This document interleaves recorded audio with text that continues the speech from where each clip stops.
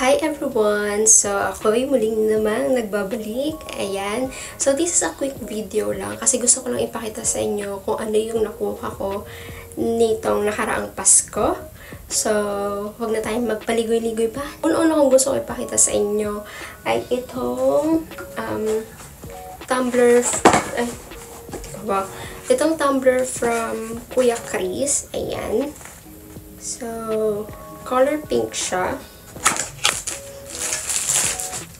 Ayan. Hindi ko pa siya nagagamit. Kung makikita naman ninyo. Ayan. Ito ang itsura niya. Ang naalala ko dito is yung mga thermos ng ng mga lolo natin. Lolo't lola natin. Kasi di ba merong takip na ganito. Tapos meron yung pinipindot dito. Ayan. Lalabas na yung mainit na tubig. Ganyan. Tapos ganito yung yung pinakatakip niya. So, ayun lang. Tapos, ang maganda pa dito, pag bit-bit mo siya, tapos parang masyadong marami yung hawak mo. Meron siyang ganito. Ganyan. Ayan, kung nakikita nyo. So, pwede nyo siyang isabit somewhere, like sa bag ninyo. So, pwede nyo siyang isabit para hindi siya ma-misplace kapag aalis kayo or may pupuntahan kayo somewhere.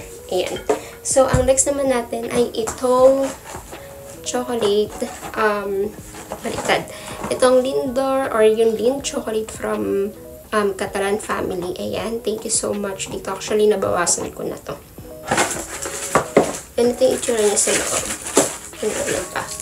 Ganito yung itsura niya sa loob. Ayan. Magkakalaglagan. Then, ang next naman natin ay itong quote from my Secret Santa, si Ate Hani. MJ or Most Joe family to British Columbia family. Ayan.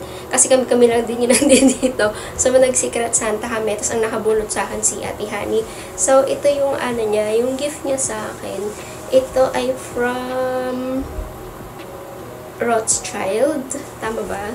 Basta yun na yun. Tapos, ganito ang kit niya. Detachable to.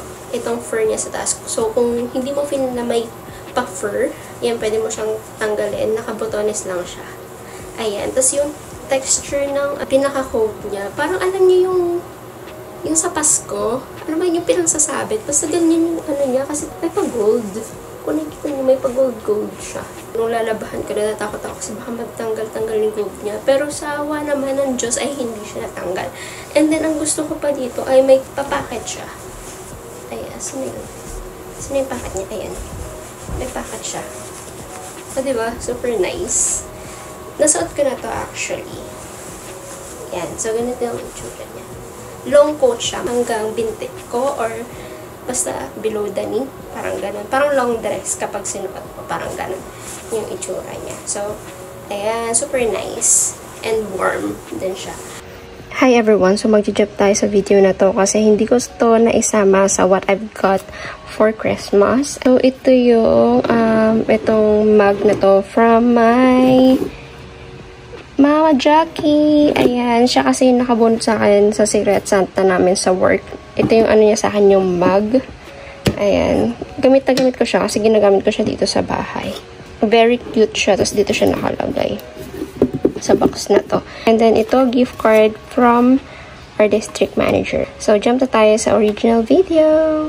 And then, the last but not the least, ay itong Michael Kors na sling bag from my jowa. Ayan.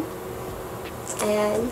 So, binilan niya ako ng Michael Kors na bag kasi hindi niya alam kung ano daw ireregalo niya sa akin. Ako naman kasi, sabi ko, okay lang kahit wala kang regalo sa akin. Tapos, hanggang sa, sabi ko sa kanya, hala, ang daming sale sa Michael Kors. Tapos, nagtitingin ako. Sabi ko, ang ganda na ito, ang ganda na ito. Tapos, sabi niya, ano yan na lang iregalo ko sa'yo? Pamili ka dyan kung ano yung pinakagusto mo. Sabi niya, gano'n.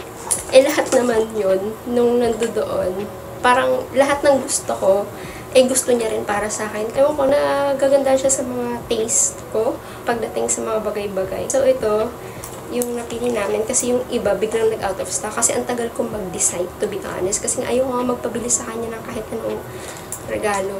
Ayaw, basta, ewan po. Kasi sabi ko, ang dami ko naman bag. Aanhin ko naman yung maraming bag. Ayun.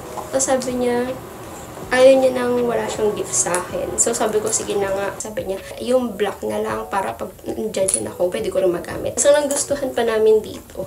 Meron na siyang lagayan ng AirPods. Ayan. Dito. Tapos, meron na rin siyang mini coin purse. Parang ganun. Diba? May pa-coin purse na rin siya. Tapos, ang nagustuhan din namin dito, yung pinaka strap niya. Kasi, di ba yung mga maninipis na strap masakit sa balikat. Lalo na kapag maraming laman yung bag mo. But this one, since makapal siya, hindi siya masakit sa balikat. O, di ba? Ayun lang naman yung na-receive ko ngayong Christmas. And I'm so happy.